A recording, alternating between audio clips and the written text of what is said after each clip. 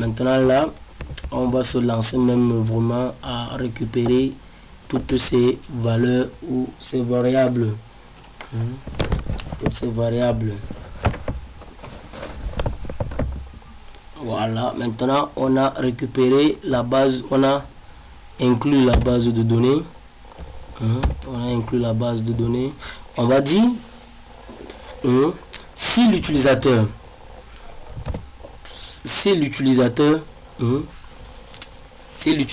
clique sur le bouton envoyer ou sauvegarder, dans le bouton qu'on a nommé inscription. Donc si l'utilisateur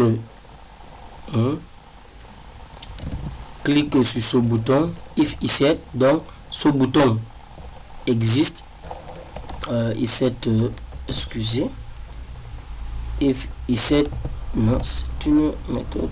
If ECET $_ post post de quoi, de inscription. C'est-à-dire quoi ici? C'est-à-dire que si l'utilisateur appuie sur le bouton sur ce bouton point virgule, ceci s'explique par comment. C'est-à-dire que s'il a validé le bouton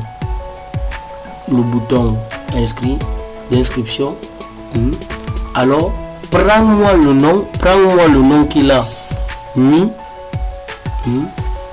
tu attribues cette valeur à la variable $non.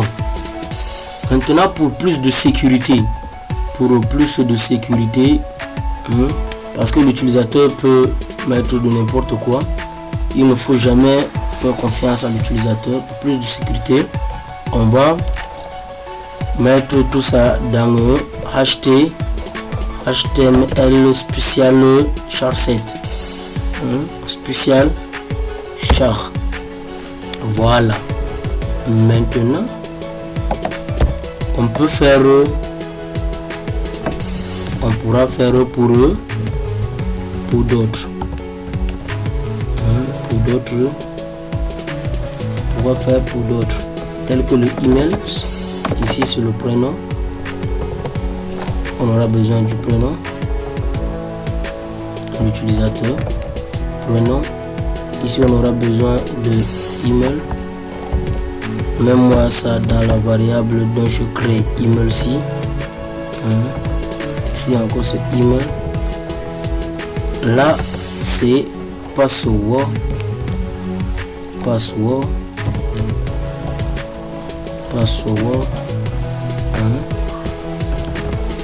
c'est password. Là c'est password confirme. Ce qu'on s'était dit. Confirme. Là c'est password confirme. Mais les passwords, nous on veut dans la version dont on veut les hasher directement. On veut les hasher avec la méthode.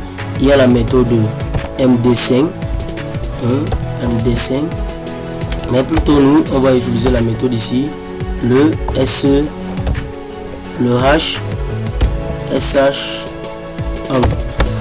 Voilà, on va utiliser la méthode ci exactement. Sinon on n'a pas besoin encore de dire else. On n'a pas besoin de dire else ici parce que le fichier ne va pas s'exécuter, il va rester sur place. Voilà, maintenant si tu as déjà fait tout ceci, si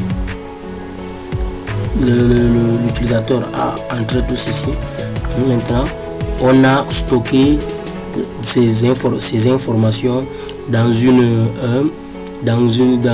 chaque information dans une variable.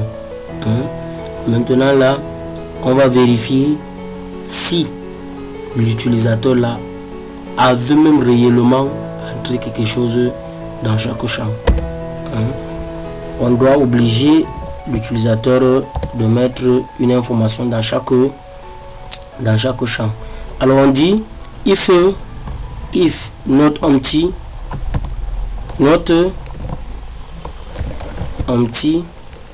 comme c'est une méthode, not empty, dollar,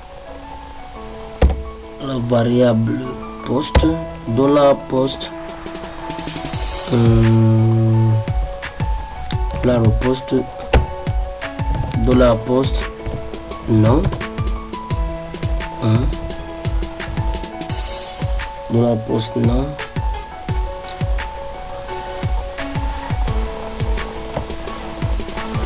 Ici, on va dire vérifie si la variable dollar post ou bien le champ qu'il a inséré. En fait, vérifie-moi si le champ du nom a été renseigné. Donc ici on dit and, je vais devoir tout sélectionner pour faire les choses plus rapidement et claires. On peut toujours même descendre, toujours descendre, parce que ceci un peu je peux me dérange pas.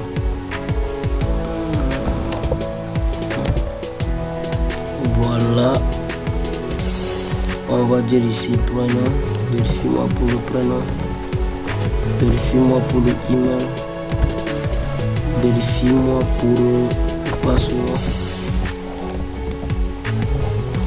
vérifie-moi pour le password et vérifie-moi encore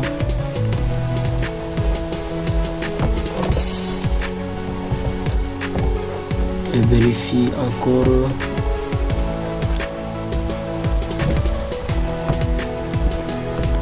pour le password.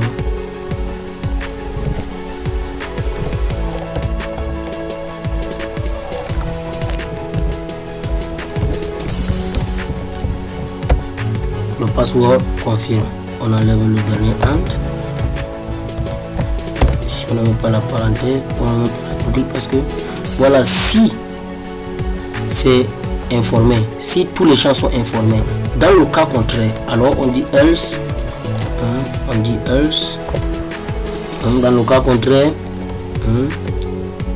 on va créer une variable d'erreur, on va dire ça erreur, erreur égale à quoi, on dit veuillez renseigner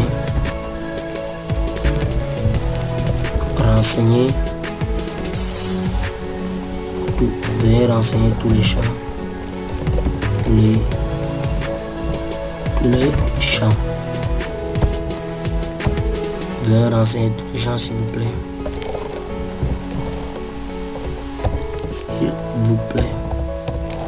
s'il vous plaît. Voilà, on finit par un point virgule. Voilà, maintenant on peut continuer le code. On va dire si les champs ne sont pas vides, c'est-à-dire que les champs sont renseignés, alors là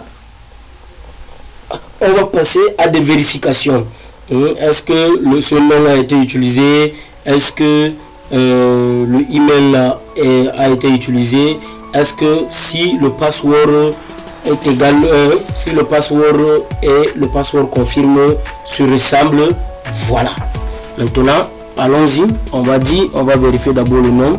On va d'abord créer une variable, on va d'abord créer une petite variable, on va nommer dollar pseudo, dollar pseudo même, je dirais dollar pseudo égale ok. Nous allons attribuer à la variable pseudo la valeur du nom, parce qu'on va utiliser pseudo là comme On dit non. Non. Et on va demander encore oui, ce nom. On va finir par un point virgule. Voilà. Et on va dire on va encore créer une deuxième variable qu'on va appeler pseudo length, pseudo de compte, pseudo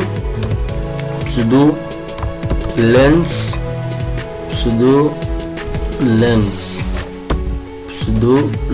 plutôt th égale à non, on peut déjà même laisser ça, laissons ceci, non, on peut laisser même pseudo, ça va pseudo. Voilà. Maintenant, ce qu'on va faire, on va vérifier si le pseudo a été utilisé ou pas. On va dire if if, comme ça va nous faciliter. On dit if $pseudo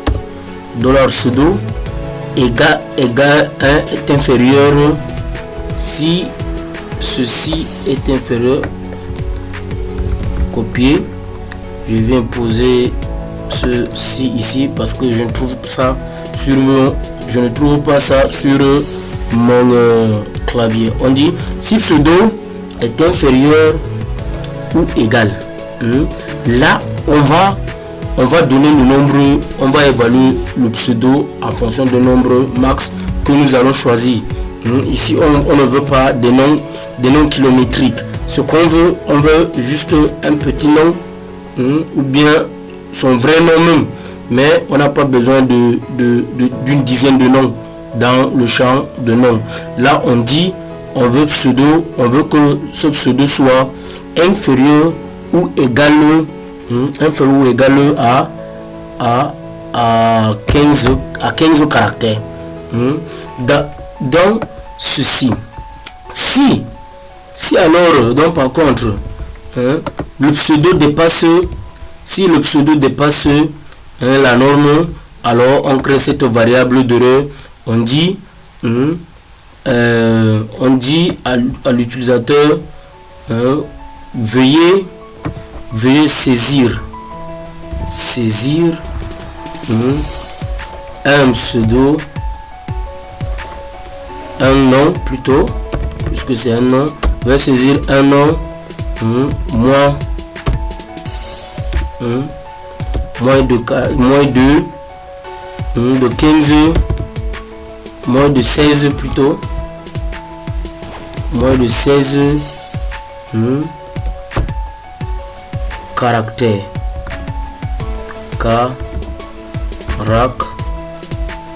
Caractère.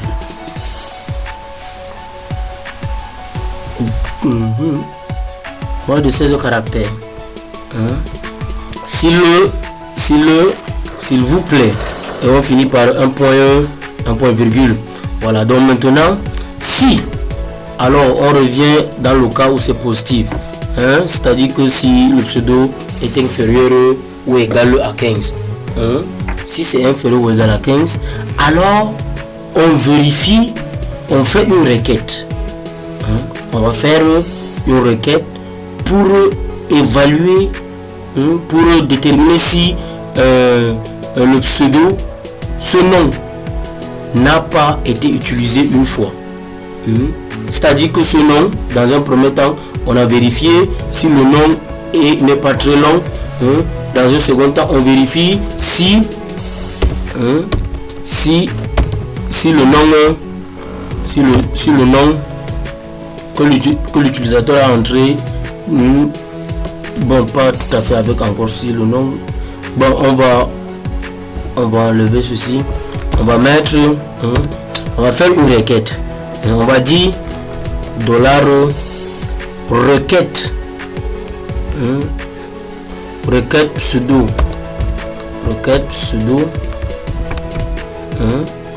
égal à quoi? dans la requête par rapport à pseudo. Ici on va faire ici, oui, bien sûr, ici on va faire une requête préparée. On va dire $db, ce qu'on avait dit dans la variable qui se trouvait dans 3i. Voilà, maintenant on dit $db, on affecte celui-ci à prépare, à une requête préparée, prépare. On dit alors à l'intérieur que select, c'est toujours en majuscule les parties SQL, select all from, select all from, from, voilà, from le nom de la table. On va trouver le nom de l'utilisateur ou du membre, c'est toujours dans la table membre. Alors on va dire, va dans le goal underscore membre, je crois c'est sans S, on n'avait pas mis S. Sélectionne-moi toutes les valeurs de l'utilisateur. Where, c'est-à-dire quel utilisateur qu'on cherche. Donc where, on va demander ici quel utilisateur, en majuscule, je disais tout à l'heure, where, ça c'est la contrainte. On va dire que where, nom, le nom, on dit nom, where le nom, where le nom de l'utilisateur,